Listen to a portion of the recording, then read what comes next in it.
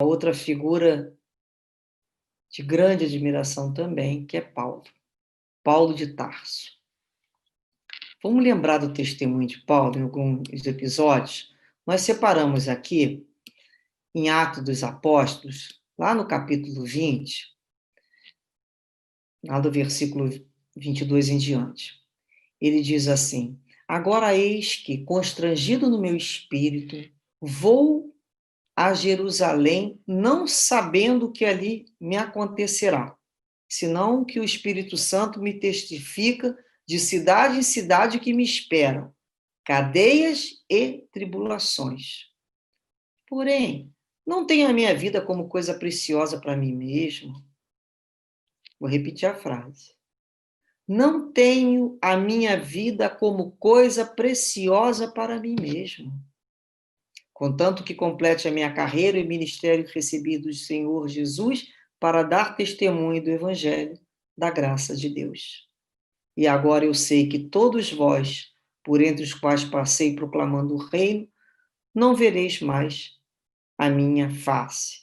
Portanto, vos protesto hoje que estou limpo do sangue de tudo, pois não me esquivei de vos anunciar todo o desígnio de Deus para vós. Interessante, né? Paulo era dessa têmpera, né?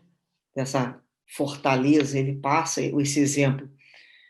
Caí Barchute, no seu livro Vidas e Atos dos Apóstolos, ele diz assim de Paulo: olha, Paulo é verdadeiramente o intimorato apóstolo do cristianismo. As suas resoluções, quando se tratava de dar testemunho de Jesus Cristo, eram inabaláveis. E como não ser assim?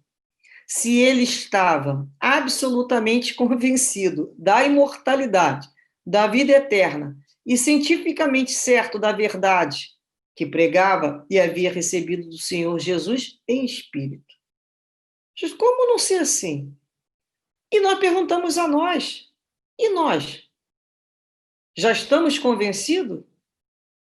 Absolutamente convencidos da imortalidade, que somos espíritos imortais? Já internalizamos realmente a lei, né, o conceito de reencarnação como misericórdia divina? A vida, quando Paulo fala, a vida, né? A minha vida como coisa, ele não tinha como coisa preciosa. E nós, a vida? O que eu levo dessa vida, afinal de contas, da minha propriedade? O que é meu? Nós sabemos que é tudo que for do uso da alma, né? A inteligência, o conhecimento e as quantidades morais. E toda vez que nós tentarmos nos escravizar à matéria, iremos sofrer. Sofremos todas as vezes que tentamos abrigar dentro de nós o Senhor e o escravo no mesmo corpo. Só um Deus, Jesus nos disse. Em Atos dos Apóstolos, no capítulo 21, ele diz assim, olha, enquanto passávamos ali vários dias nessa cidade, desceu da Judéia um profeta chamado Ágabo. Vindo ter conosco, ele tomou o cinto de Paulo e amarrando-se de pés e mãos. Então, Ágabo fez isso, profeta. E assim ele declarou: isto diz o Espírito Santo. O homem a quem pertence esse cinto. Só um instante. O homem a quem pertence esse cinto. Desculpem. Assim o prenderão em Jerusalém os judeus e o entregarão nas mãos dos gentios. Quando os apóstolos ouviram isso, creram logo na mensagem premonitória e insistiram com Paulo para que não subisse a Jerusalém. Mas Paulo, cheio de coragem, de fé e de resignação, respondeu: que estás fazendo chorando e afligindo meu coração? Pois eu estou pronto não somente a ser preso, mas até para morrer em Jerusalém pelo nome do Senhor Jesus. Não podendo os discípulos persuadi-lo, desistiram e disseram: seja feita a vontade do Senhor. Interessante quando Paulo fala, né? Que estás fazendo, chorando e afligindo o meu coração? Porque eles não queriam que Paulo fosse. E começaram a chorar. No livro Pão Nosso, o querido Emanuel nos traz uma mensagem que tem como título Ajuda Sempre. Eu destaco um pequeno trecho que ele diz assim: os companheiros que o seguiam estavam sinceramente dispostos ao sacrifício. Entretanto, não sabiam manifestar os sentimentos da alma fiel. É que o pranto ou a lamentação jamais ajudam num instante de testemunho difícil.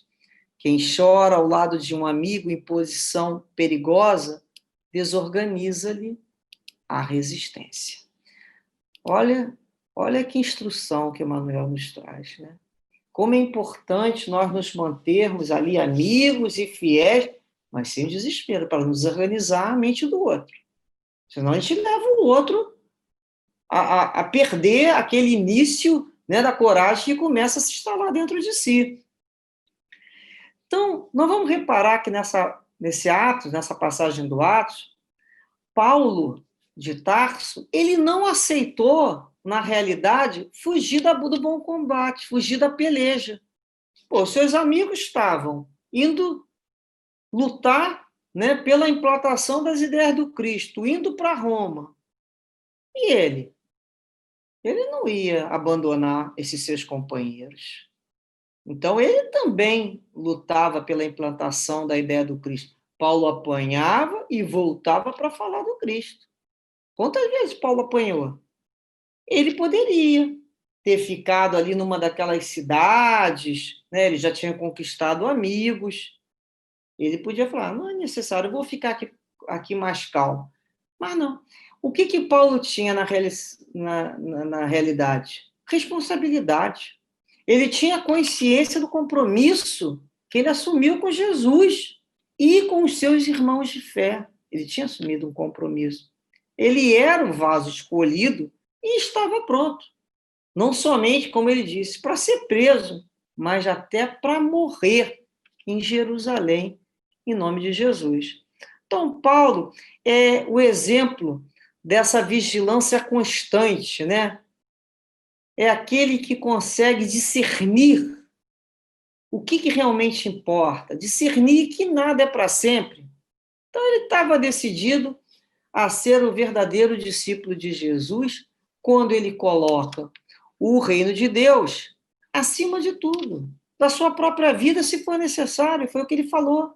Isso nós chamamos de quê? De renúncia.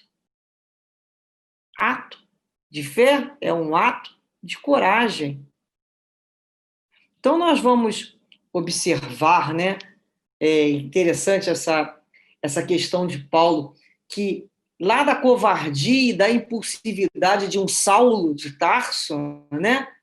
Quando ele se converte no seu caminho de Damasco, naquela passagem luminosa com Jesus, nós vamos encontrar a coragem e a resignação de Paulo em sua vida, né? Na vida de Paulo não tem neutralidade. A gente vai reparar isso. Ou ele perseguia ou ele era perseguido. Então, como Saulo, ele era o perseguidor.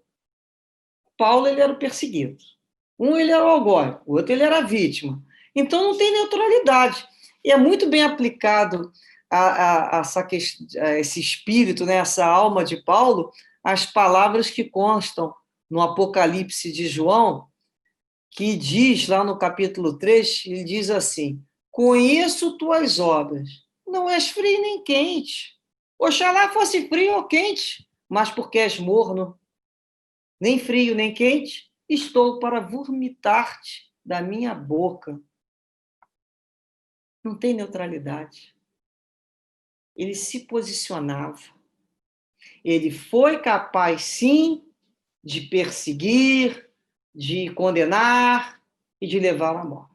Mas foi capaz também das maiores virtudes. Então, às vezes, a alma morna é aquela que Não faz muita coisa assim contrária, mas é incapaz de um ato de abnegação também. Não é capaz de ter aquele fogo, aquele entusiasmo. São aqueles espíritos que a gente chama morno. Por isso que lá no Apocalipse João fala, né? Porque é morno, nem frio nem quente, vomito da minha boca, porque não tem ali o quê? Aquele vigor, virtude, né? Vigor, aquela energia. E Paulo, a gente vai perceber que ele sempre foi coerente com aquilo que ele acreditava. Foi coerente como Saulo e foi coerente como Paulo quando ele passa, né, a professar, a viver para Jesus.